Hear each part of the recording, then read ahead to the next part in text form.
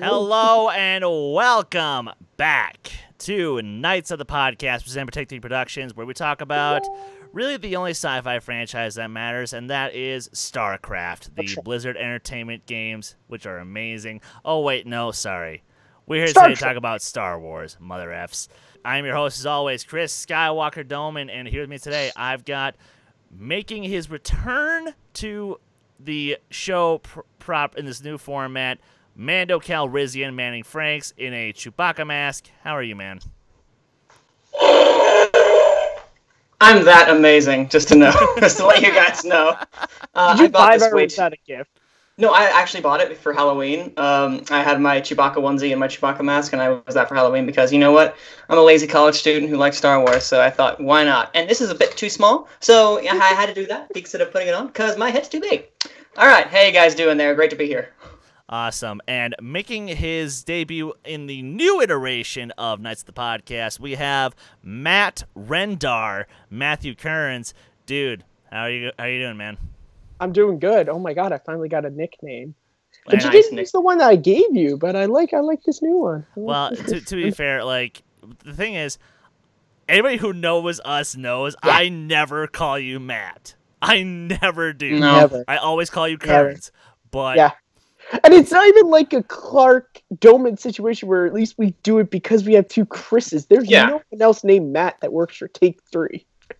No, but to be fair, one of my best friends is named Matt, so it's you know, it's a little having those two people is like, oh shit. Well, I just call you Kearns, but then like, no, because I know you love Dash Rendar, Matt Rendar. Oh my god, I love that. Aww. So yes, yes, exactly. It's just one of those it's just one of those things where you have to do it, man. You have to do it. You just gotta do it.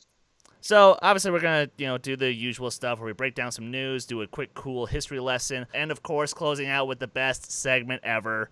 Once more with feeling, but until we get to that, let's start this off with some movie news. Hey guys, seen Star Wars: The Last Jedi? Apparently everybody did, because The Last Jedi actually came within $30 million of The Force Awakens' $248 million opening up at $220. Yeah, so, Evan, you owe me some money, because, dude, come on. I called it. I called it on the dot. I said $220 opening weekend. Mother effer. That's how it goes. He's psychic. He's our oracle. Yeah. Oh my god, I can't believe this, guys. They just updated the numbers. Turns out Last Jedi actually made $221 million. Hey, you know, I was going to say, well, I'm still closer than everyone else who was on that live show. So I don't think I was on that live show. Wait, no. I think I should get that money too, because I think I was on that and I said it would make more than $1. And $220 million is more than $1. So. You guys can hash that out later. we can hash it out later. But Kearns, what is your reaction to, despite the fan reaction to Last Jedi? What's your reaction to it cracking? It coming really close to Force Awakens opening weekend. I'm really excited about this because I was one of those people who I like The Last Jedi more than Force Awakens. Get into that some other time, but I thought even before I saw the movie, I said, I don't think it's going to really catch Force Awakens just because Force Awakens had the whole thing of, this is the return of Star Wars. We have Harrison Ford and Carrie Fisher and Mark Hamill back. Like, you have all this stuff. And the fact that $30 million, like, that is just insane to me. It shows you how much, because we see movies that are a little bit more for fans, like, say, Rogue One didn't catch Force Awakens, of course, but this is a movie that I like, that it's like, Star Wars has stamped its foot in the ground as not just a nerd culture film, but as just a film culture. And this just proves it, that the sequel made $30 million. I mean, go for your history books, kids. There's a lot of sequels to popular movies that don't get within $30 million. And I mean, as a Star Wars fan, I'm so happy that the two highest opening film weekends are now both Star Wars movies. And I'm really hoping Episode 9 does it, so we have the top 3 spots, just all Star Wars. Yeah, pretty much. Manning, what's your response to the numbers that Last Jedi pulled? Honestly, Kearns took everything basically that could have been said. But however, I will try to add my 2 cents by saying I'm going to be adding into that money it's going to be getting again tonight by bringing the whole family in a little bit. Right after this podcast, guys, I'm heading to go see it again for my 3rd time, and I'll probably see it more if we're going to be honest. And I think this just shows how big of a franchise. It's not just, for the hardcore fans. It's for the casual fans. It's for those who just saw the billboard, or those who just saw, that TV spot that people like us would want to avoid. It's just something that has taken over the culture, and I'm so happy that it has, because it's not beating The Force Awakens. Because The Force Awakens was like it was a massive hit, and it was a cultural phenomenon. Hit. That's the word I was looking for. Cultural phenomenon. It got the zeitgeist together, and people were actually wanting to see it because it was a return of Star Wars. This one is like Star Wars continuation of that, but it's not the return just yet. But, it's still going to do amazing numbers because, Star Wars. Oh, yeah, of course. And I got to say, I'm thoroughly pleased about it myself, just because the fact that this is, as I said in our spoiler review, this is the most challenging Star Wars film since Empire, and I will argue the most challenging Star Wars film of all time. But the fact that, even people who didn't necessarily like it, they still went and saw it a second time just because they're like, okay, that was a lot to process, it was a lot to take in, and they still went back and they saw it again. And some people changed around on it. Some people are still, not the highest opinions on it and are ball bags about it, if I'm being honest. But, this movie warrants rewatching, which is obviously why it did so well. I mean, hell, literally Thursday, Friday, Saturday, I was at the theater watching this movie over and over and over because I love it. But my opinion aside, let's move on to the first quote unquote actually kind of interesting story in my opinion. So MakingStarWars.net brought up a really interesting article about apparently over this weekend, Bob Iger was at a press conference, and he actually announced that the following day, that J.J. Abrams and him were going to sit down and have a conversation of the pitch for Star Wars Episode 9. Now, for me, this is almost a little bit worrisome because they're just now doing... Granted, I know, 2 years out. They can make a Star Wars film in 2 years. That's not a problem. But the fact that they are just now doing the initial pitch to Bob Iger, obviously we can assume the first draft of the script is done. But does this worry anybody at all, Manning? Does this worry you a tad bit? I trust the folks over at Disney know what they're doing. What I'm interested in is the fact that he's going up. I'm sure he's met with Kathleen Kennedy already because, she's the person that's right below Bob Iger for the Lucasfilm division. So he probably passed it through her, and now he's going to Bob Iger. What I find fascinating is that they probably scrapped a majority of what Trevorrow had done, story-wise, because he's pitching. This isn't not like Ryan Treatment. He's pitching, and it probably might mean treatment as well, too. But I think we're going to be getting something that's very different from what Trevorrow had envisioned. And for the better or for worse, we'll see how that happens. And maybe we can find out a bit more what that means with that, coming in a couple of weeks or coming a couple of months, because the fact that the pitch just happened, and a pitch, not a treatment, is going to be really interesting to hear about. They're going to have to get the ball rolling fast, but I trust JJ. As do I.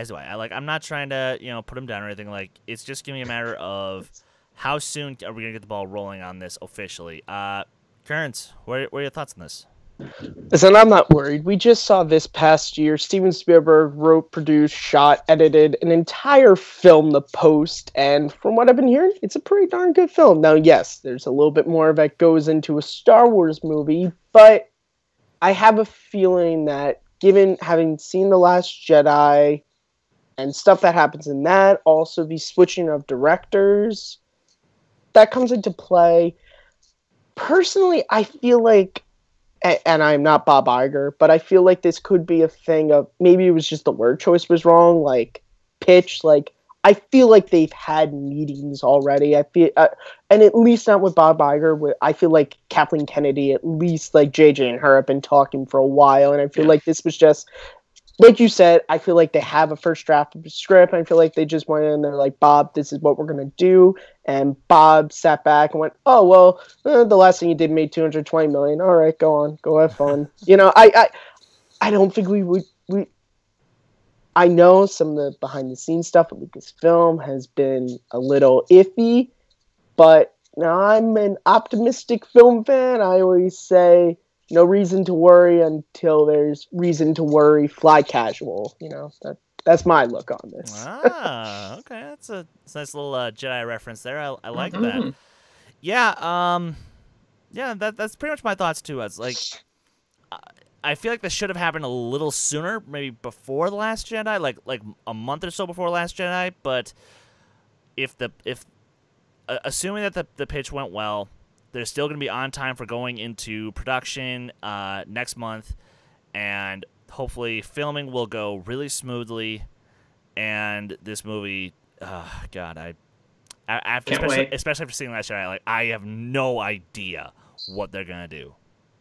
I have no idea. I have my own personal expectations and my own fears and my own hype, but we'll just have to see what happens.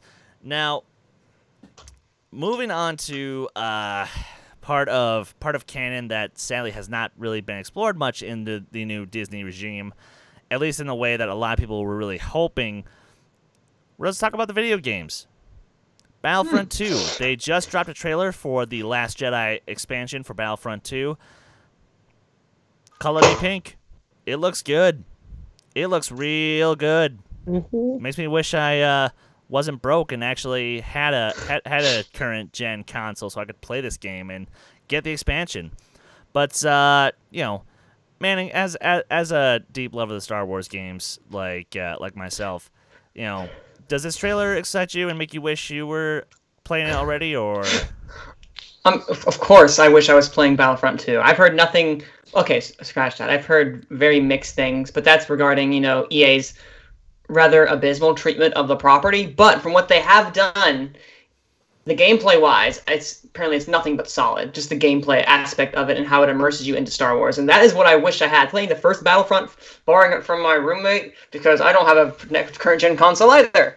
Yay for Redbox and renting. But, that one was very fun, and I enjoyed that for what it was. It was the most high-tech and... not high-tech. Was it the most immersive experience that lasted, I don't know, after 24 hours? Not really, but it was a fun game. This one... Other than the controversy aside, I'm excited to see it. I'm still missing the days when we had Battlefront 2, the original, and we had, Galactic Conquest, which is still one of my favorite things ever. Oh, I just love that. And, the free play, all that jazz. And maybe we can get that once the backlash has subsided. But, this has got me intrigued. Not excited because, if you've seen The Last Jedi, Phasma isn't exactly someone I'm looking to play as. About. Nope. Not at all. Fair enough. But, hey, you know what? She could be amazing, but that'd be a first. We'll see. Ouch. But Kearns, have you checked out this trailer yet? Yeah, and I guess I'm the only person on this panel who's actually played Battlefront 2. Not jealous. Yeah, I like it. It's a really fun game. My brother owns it. I watched him play for the story mode. I played the heroes and villains mode, which is my favorite. I love just getting to control the heroes and villains. And this looks cool. I know some EA stuff is not, with Star Wars, with this game, some people have not liked, but I like the expansion. I like the fact that they held off and they didn't release it with the game because we all know, anything is a spoiler. I'm hoping he buys it and I can play it with him if he gets it. But I like the game. Bottom line, when I get to play as Luke Skywalker and I get to mow people down and it controls well, I'm happy. Just like the original Battlefront 2. Hell yeah. That's one of my awesome. favorite Star Wars games. I love that. So good. God, yes. Okay, so yeah, pretty much that's our thoughts on that. Let's move on to our last news story, which you keep it with the movies / canon, because we like to try to do all that in one go. What's the deal with canon? And Oh, I'm sorry, that's copyrighted. Yeah, that's pretty much copyrighted. But our final story is we just got an excerpt from the upcoming novel Cobalt Squadron, which is essentially sort of an origin story for Rose and Paige Tico, who, of course, Kelly Marie Tran, her character in Last Jedi, and sort of where they all kind of came from as members of the Resistance in the fight against the First Order. And I gotta say, just from this little excerpt that I read, it's leading up to be something actually kind of cool. Like, I really hope that the rest of the book is this technical and it's this level of exciting for just giving us more of how just the common people, the regular soldiers in this resistance are faring in the fight against the First Order. Like, that to me is really interesting. But Kearns, what are your thoughts on this new book and this little excerpt we got?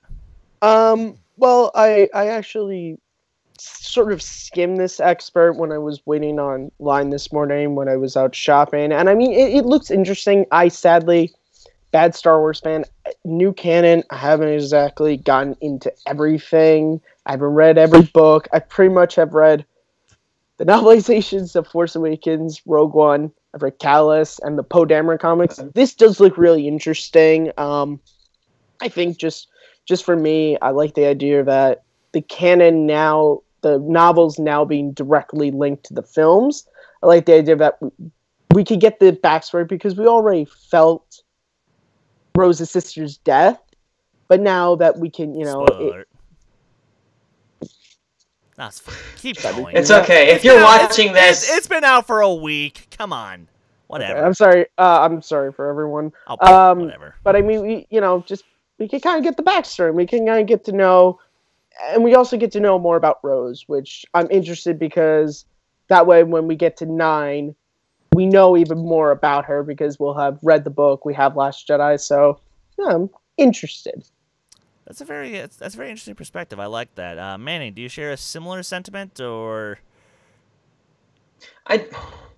That's a no. I read as much as I can. Right now, I'm working on from a certain point of view, which I love. It's really fun. It's because there's so many different writers, the quality of the writing will vary, but overall I really enjoy it a lot. I'm probably not going to read this one. The middle grade books aren't exactly ones that I rush out to. I'll probably read the Wikipedia article and be like, all right, so what did I learn from this? However, just because for time's sake, the middle grade books are kind of where I draw the line. Unless, hey, if you guys want to make an Audible of it, hey, that sounds great too, because Audibles are a college student's best friend. Time out. An Audible with Kelly Marie Tran doing Rose. Yes. Yes! Hey, that would be okay. If we got that with Ashley Eckstein, so with that's true. So yeah. I would be okay with that. But anyway, I'm probably not gonna read it, but I'm definitely excited to see just how much we can learn about Cobalt Squadron.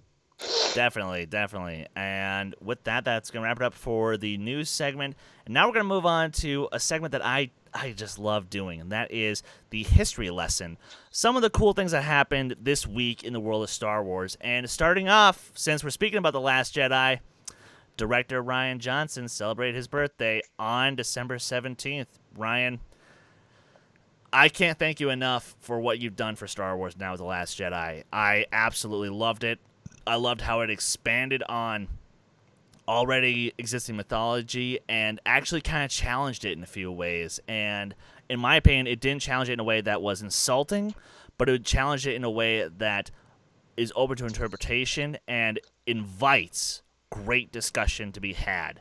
So, dude, happy 44th, and I cannot wait to hear more details about this upcoming trilogy you've got. Any other, things I'd like to say to Mr. Johnson, even though there's no way in hell he'll see this? Ooh. Mr. Johnson. I may not be a fan of the direction you might have taken into the large scale, but thank you. Thank you for what you did for Star Wars. You have opened it up for a new generation. And as I, the old guard, am upset, but that is life. And I will forever be upset for probably 10 more years' time. And I'll look back and be like, oh, hey, that wasn't that bad. I actually enjoyed it. And thank you for that. Thank you for taking those risks. And thank you for giving us the gut punch. We probably all need it. I don't want to be this guy, but I would love for some fan who was there in like 77 to be like, "You're the old guard, what?" Okay, let me just phrase that. Well, to be fair, he was 4 years old when New Hope came out. So yeah, no. I mean, technically speaking, he is the old guard who is initiating the change, which is actually kind of interesting. Now you really think about it. It is. I mean, it is actually. It's poetic in a way. It's very poetic. Yeah. For me, Mr. Johnson, I mean, you made one of my favorite Star Wars movies, so thank you for that. And I mean, just in general, just as Rian Johnson, thank you for showing me that if you put a prosthetic nose on Joseph Gordon-Levitt, he looks just like Bruce Willis. So, that's cool. I love Looper, man. That's why when Rian Johnson was announced, I was like, Looper is amazing. This is going to be good. Looper's fine. We'll move on before... You just not like Rian Johnson? Apparently I don't. That's what we found. The internet will hate me forever. I apologize. I'll see his other work. I hate you. Nah. I can't hate you, Manning. Even if I tried, your smile is just too perfect. But moving on in the history lesson this week, saw the release of a actually really interesting comic, that being Tales of the Jedi, Dark Lords of the Sith #3, Descent to the Dark Side, which essentially detailed how Exar Kun, who was one of the most revered Jedi back in the days of the Old Republic, about 40 years before the time of Revan and Malak and KOTOR, how he officially gave up being a Jedi and went on to start his conquest at Yavin 4 and joined the ranks of the Sith. And I actually remember reading this comic, and my God, the detail of the trials this man goes through. It is absolutely like it actually opened up a lot of perspective for me growing up, because I didn't want him to fall from the whole entire time his arc was starting. Like, dude, please don't go to the dark side. Please don't go to the dark side. And he winds up going, and once you read this issue, you get why. And it just makes perfect sense. But, Manning, as someone who was familiar with the Old Republic comics, I'm not sure if you got around to this one, but, is this a story you would like to probably get into? See, the moment you said Exar Kun, I was like, wait a minute. I've heard that name before. I know who that is. I mean, he was mentioned in Knights of the Old Republic. I am thinking of the same one, correct? Yes. He was one of the tombs you go into. Aha, okay, No. Exar Kun was the guy who started all the initial Sith army, whatnot, and then it was so KOTOR, 40 years beforehand was the war of Exar Kun. And then, 20 years before, and then it was the Mandalorian Wars. Okay, and that's what I was then it was thinking. the Jedi Civil War. Okay, all right, that's what I remember. Because I'm thinking of Mark Aragnos. That's sorry, I'm getting super sweaty here. There you go. That was the two. Okay, there we go.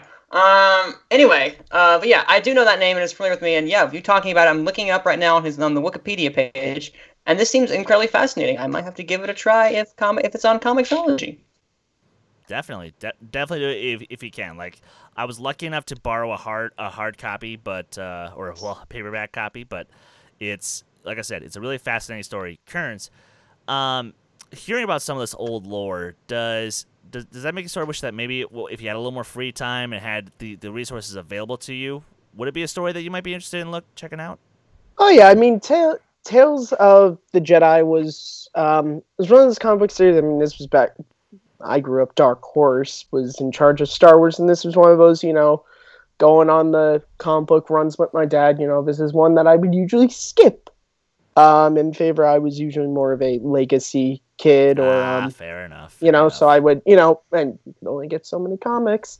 But it is, if you can say nothing about Legends for all angry canon people who are like, if it's Legends, it's terrible. They do a lot of interesting stuff, and this is it. This is just a really interesting story. This is, so yeah, if I had the time and resources, sure, I probably would read it amongst other comic books from Tales of the Jedi. Oh my god! Why not? And there were so many interesting stories from that era. But Oh yeah, we're gonna move on to the final part of the history lesson, and this is the one that, oh god, I wish I had Christian Harloff on so I could just nerd out with him about this. That is the third novel in the Drew Karpyshyn Darth Bane trilogy, Dynasty of Evil, dropped this week, back in 2009. Oh my god! This is, in my opinion, one of the best book trilogies, not just of Star Wars, of all time. Like, this for me is in the top 15 book trilogies ever made. Ooh. A little bit of a bold claim, but to be fair, what Karpyshyn was able to do with Darth Bane was he took such a simple idea, but he made it have a lasting impact into current canon. Because Darth Bane was the guy who created the Rule of Two. He wiped out the Sith empires as we know them, and essentially made the Sith what we know them as today. And this book solidified his legacy, not just as a great Star Wars character, but also an important Star Wars character. So, if you guys ever get the chance, just please do yourselves a favor, read this trilogy. And then you'll understand why I hate the Revan novel so much, because he seemed to forget all that crap. Sorry. Calm down. Breathe. Just breathe. Right? I don't want to let out the bad side of my Skywalker blood, so. Don't give in to it. Don't give in to hate. At least the dark side. But so Kearns, as a Clone Wars fan and knowing Darth Bane's limited I screen was time, literally about to say the only thing I know Darth Bane from is that one time Mark Hamill played him in the final episode of Clone Wars. He's Stillman. He's stealing up bits. Okay. I was trying to set you up because I have Wikipedia. I've read up on Darth Bane. He is mentioned in the amazing Star Wars book Year by Year. Some stuff on the Darth Bane stuff is in there. Mostly just like this history lesson, books and stuff. Darth Bane is a really interesting character. I'm surprised he hasn't, besides Clone Wars, hadn't really gotten mentioned a lot in new canon. I feel like they're probably waiting to do maybe another redo the series, because I feel like Darth Bane is a very important. He established the Rule of Two, and as of right now, do not have a reason why was the Rule of Two established. And so I think it'd be very important to get this character back, even if they, don't do this exact story. But again, my same answer to the last one. If I have enough time and resources, I probably would read this. I was gonna say though, Manning, that little bit there seemed to pique your interest. Something you want to add in? Back when I lived in Texas, there was this little area where just some Star Wars books. I remember picking up Labyrinth of Evil. I remember picking that up. I remember also picking up the Revenge of the Sith novelization, as well as some of the Dark Empire, and just some random Star Wars books. I think Path of Destruction. That's the first Darth Bane novel, right? That's the first one. Okay, I'm pretty sure I've read that. Do I remember most about it? No, and I didn't find out there was a trilogy until about a year ago. So the fact, the Rule of Two, and then this one. What's this one called again? Dynasty of Evil. Dynasty of Evil. Okay, that's the one. I'm trying to remember. This makes me intrigued to go back and be like, okay, there are two more. I better give it a try. So there is another. Thank you for reminding me. There is another. Exactly. And honestly, I couldn't find a better character to end the history lesson on than, like I said, one of the most important characters that we didn't even realize his influence until we read these novels. Well, at least again me, but and a lot of other Star Wars fans who just can't. I can't stop singing the praises of Drew Karpyshyn when he's on point, like in this trilogy and the original Knights of the Old Republic. So, guys, please, if you can find these books anywhere, the Darth Bane trilogy, check them out. I highly recommend them. But speaking of recommending stuff, and maybe if you guys had any questions about it, we're trying something new this week. We're going to take a few minutes of our time, and we're going to answer some Facebook questions that we asked in the Take Productions Facebook page to just address some stuff that maybe is really worth having a discussion over. And first question comes from our good friend, Frank Janish, who was just on our spoiler review for The Last Jedi. Frankie boy. Frankie's stats. Is it important? Frank asks, is it important to find out how Maz got a hold of Anakin/Luke's lightsaber?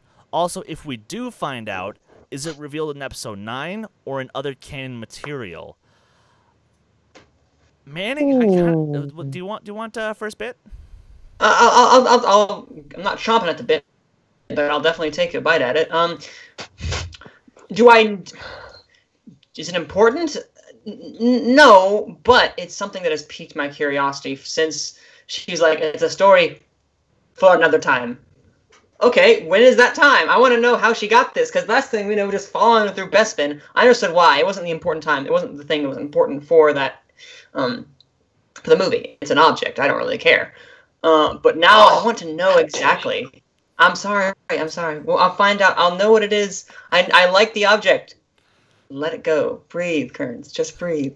Don't tell me what to do. I'm gonna use that a lot. Oh, I'm gonna use that a lot. But anyway, no, I want to know. We're probably not gonna find out in Episode 9 unless it's like a mere mention, because it was destroyed, the lightsaber. But maybe. But anyway, yeah, probably another canon material is where we're gonna get. That's my bet. Kearns, got a similar answer? Well, to answer the first part, yes and no, it's important. I think just the fact that we got another story for another time. Also, being someone who reads into stuff, knowing that the original opening to Force Awakens was going to be crawl, pan down, and with Luke's hand holding a lightsaber falling to the planet. So in a way, if they keep that, I already know where she got it from. But I mean, do we need a whole canon novel devoted to Maz, like, cleaning outside her place and the hand just hits with a lightsaber? She's like, I'd read that. What the what? And then she just looked, I mean, because my question then becomes, okay, so you put the lightsaber in the chest, but, and if we know anything from Last Jedi about Maz, what are you doing with that hand? Was that in bad taste? I'm just gonna move on to the next question. I got nothing.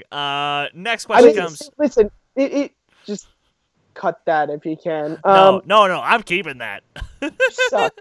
But it'll forever be on the internet. I don't need a whole canon novel. I think it'd be, if we get, which I actually would love just because of this character, we get like not exactly a Legends of Luke Skywalker type book, but like a compilation of like Ma's stories of like stuff she's been doing in the galaxy, and maybe that pops up in there by the end of her on one of her journeys finding the lightsaber and like some traders or something. She knows what it is because she's known the Skywalkers and the Solos, so maybe something like that would be cool.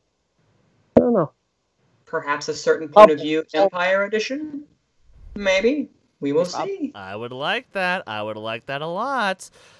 Second question comes from Sebastian Gomez. I love this guy. He's got a Jar Jar mask as his Facebook profile picture. That's amazing. Oh, nice. Wonderful. Do you think Luke will come... Okay, so spoiler alert for Last Jedi.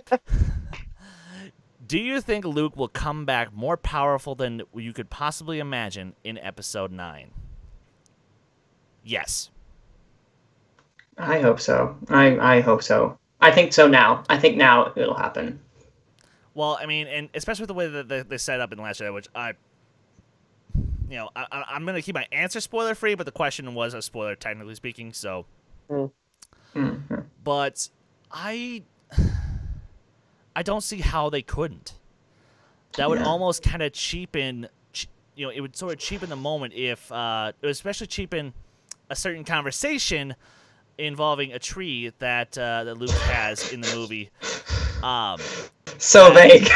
I know. Just again. Roll with it. I know it's been out, but for the two people who haven't seen it yet, I'm giving them one more week or one more episode to get caught up, because after this, I'm just gonna say F it and go full spoiler mode, moving on from this episode. But it just wouldn't make sense in my opinion if he didn't. Mm-hmm. I mean, yeah, I agree with that. You know, I mean, Obi-Wan Kenobi says in A New Hope, "Strike me down, I will become more powerful than you possibly imagine." And then he pops up as a ghost in episode 5, Empire. You know, I think that's the direction they're going towards. I think after seeing Last Jedi, again, keeping my answers spoiler free, it just kind of makes sense that that's the direction they would go. What they do with Luke coming back more powerful than you could possibly imagine, that's yet to be seen. But I think it would be not just a disservice to what happens in The Last Jedi, but also just a disservice to the character of Luke Skywalker if he did not come back more powerful than we could possibly imagine. Just think, if he does come back more possibly powerful than anyone can imagine, if he just has this comes up out of nowhere, and it's like, "Hey kid, told you I'd be back. I told you I'd see you around." Oh, or something along those lines. That would be explosion everywhere, nerd chills. Yeah. I'd be covered in a lot of stuff, but let's move on to the final question from the Facebook questions here. Miguel Jones asks, what do you think happened / will happen to the Knights of Ren? Because where the hell are these guys? Ooh. We've seen them once, and there was a flashback, flash forward. It's confusing. Look, JJ set up in 7. I'm betting money on it right now. He will bring them back in 9. We will see them used in 9. Chances are they will all be dead by the end of 9. I mean, God, this is really difficult without spoilers, but there is something that is said in The Last Jedi where my interest is more piqued of what happened with the Knights of Ren. I feel like I'm not sure if they're going to show up in 9. I feel like this is all set up for a new canon novel or comic book series, which, hey, I'm fine with. But as a lazy Star Wars fan, I don't read all of them. So I would like it to be spoon-fed to me in a movie because I'm going to see the movie. But, you know, I mean, my interest in the Knights of Ren was, you know, topped when it was mentioned, because I was like, you know, even from just the name, he's not Darth Kylo, he's Kylo Ren. Okay, so what exactly is this? Are they Sith? Are they not? Where do they fall? Is this the Grey Jedi for the Sith, the Knights of Ren? Is it that you're not quite a Sith, but you're also, of course, not a Jedi? You're in this middle category. You're a Knight of Ren. What is Ren? Is Ren and Stimpy canon? Yes. That I'm not gonna lie, like Kearns, that's a great point. Damn. What is Ren? What is Ren? What is Ren? That is an excellent. I never thought about that. I just seemed like, oh, Kylo Ren. And now I realize, oh wait, no, that's not his name. He gave himself that name. Did he? Is there a reason? We'll probably get a canon novel about why he named himself Kylo Ren. Knowing anything, or comic or something at some point. But yeah, I think we're gonna get him somehow, especially because I thought the guards in this one, the Pantorium guards, Praetorian guard. I thought those were the Knights of Ren. They were like, okay, no, they're not. They're Praetorian guards. Which you guys will find out. Oh, what a scene! What a scene! Oh, what a scene! And I'm seeing it tonight again. Yes. Yeah. But anyway. Yeah. But yeah, I think how the Knights of Ren are gonna have to top somehow that scene, and I think maybe if we somehow get incorporation, or like maybe he sends them to track down the the resistance of some sort across the corners of the galaxy. I think we're going to get him somehow in some way, because JJ set that up, and since he's coming back, I think he's going to find a way to sprinkle that in somewhere. He better. Otherwise, just like with Phasma and The Force Awakens, it'll be a huge wasted opportunity. And please, JJ, please, don't do that again. Don't do that. Oh god, I had something I want to say, but I can't because it's kind of a spoiler. Well, okay. So let's all relax, and let's transition into my absolute favorite thing in the world, ladies and gentlemen. It's time for Once More with Feeling. Woo! The part of the show where we take a piece of Star Wars, whether it's from the movies, a TV show, a book, a comic book, a video game, and we do a scene. We do it one time seriously, and one time with a gimmick. And that gimmick, there's gonna be some fun things going on tonight. But the scene we chose is one of my favorite moments in The Empire Strikes Back, where we are in Yoda's hut and Luke discovers who Yoda actually is for the first time. So, gentlemen, who wants what?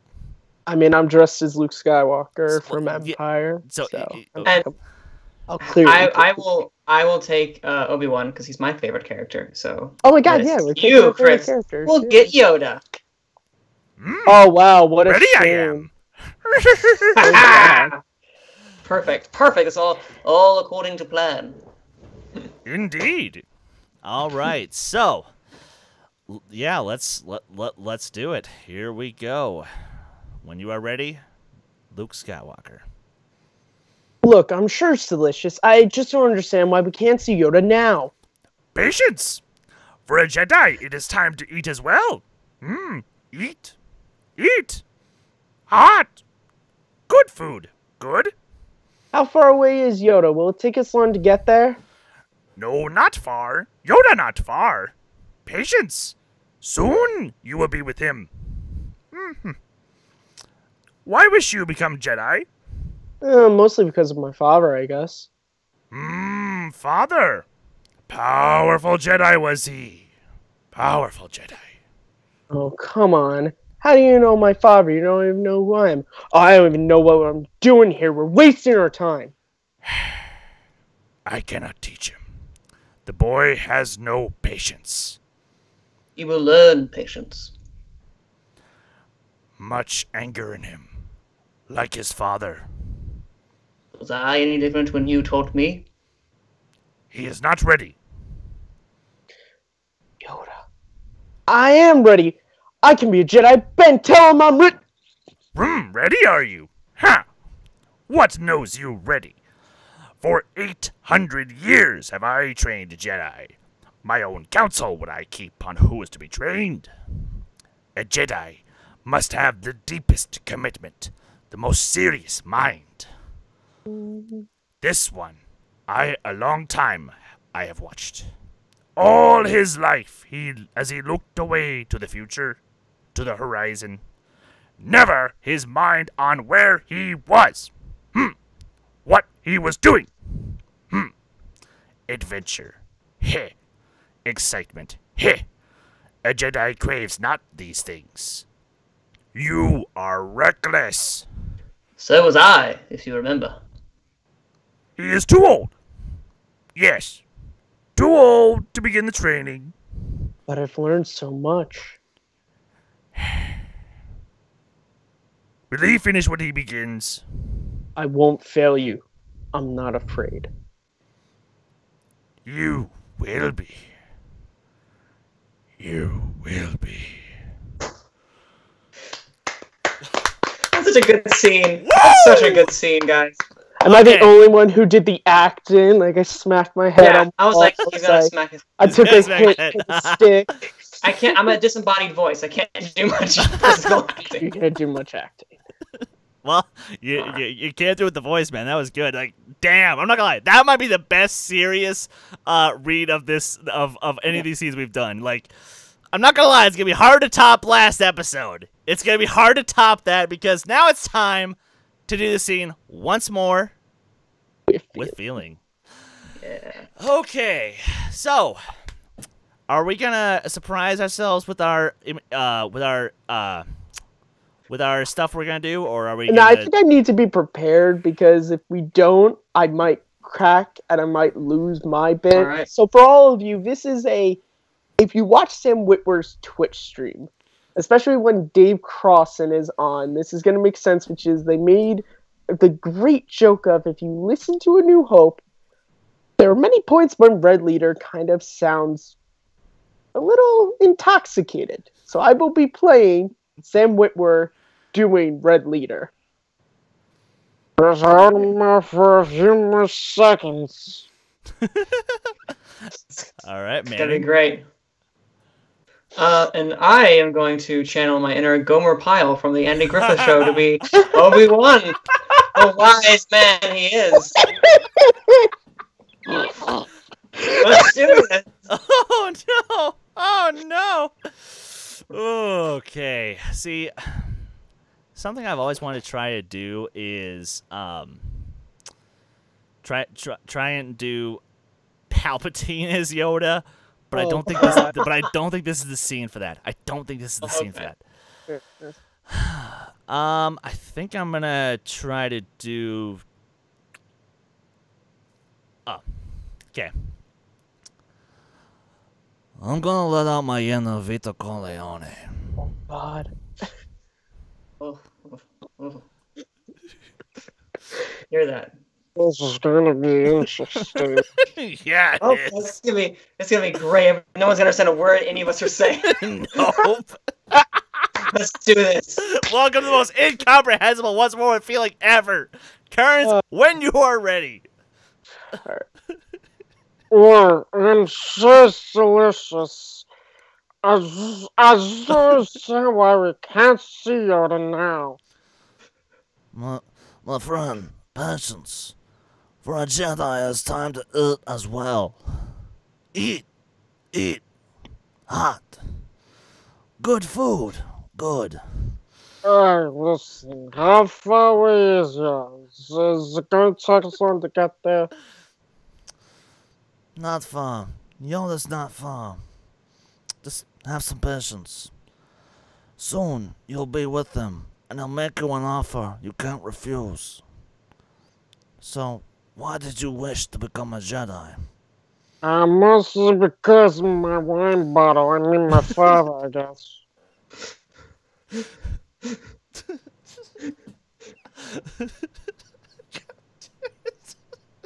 Just hold him off for a few more seconds. Is what the barkeep used to tell me. Oh, your father was a powerful Jedi. A very powerful Jedi. Oh, come on! How do you know my father? You don't know who I am. I don't know what we're doing here. We're wasting our time. I cannot teach him. The boy has no patience. He'll learn patience, Andy.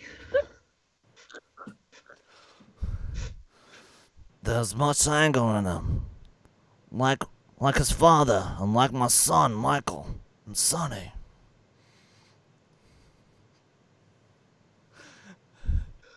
Was I any different that you taught me? No, he's not ready. Yoda, I'm ready. Ben, I can be a Jedi. Ben, tell him my starboard engine just went out.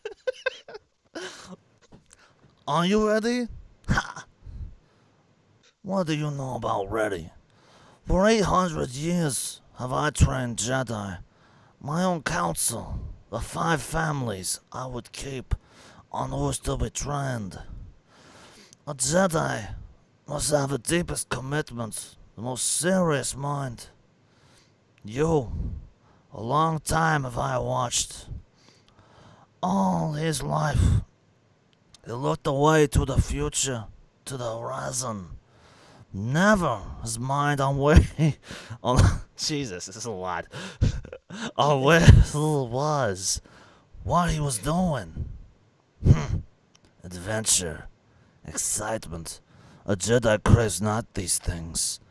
You are reckless. Andy, so was I, if you remember. He's too old. Yes, too old to begin the training. But I've learned so much. Will he finish what he begins? I won't fail. I'm not afraid.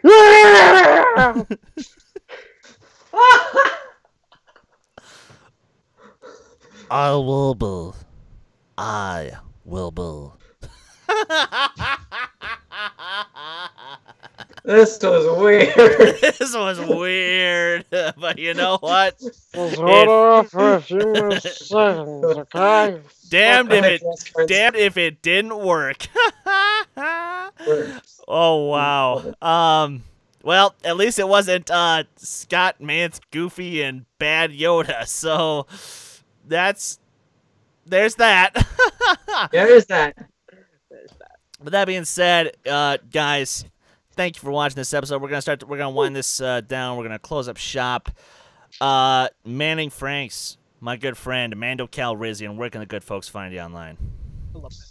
You can find Mando Calrissian online at Cine_man. That's CINE_MANN. And at various Take 3 things you can find, like the upcoming This Week and The Winner Is, and various other podcasts and videos you will find. Awesome. Matthew Kearns, Matt Rendar. Where can the good folks find you online? You can find me talking about Legends stuff like Shadows of the Empire and Dash Rendar on my Twitter, at Kearns_Matthew. You guys can also find YouTube videos. I do non-Take 3 on my YouTube channel, MattMoves611, and I host the Movie Fandom Show right here on Take 3 Productions.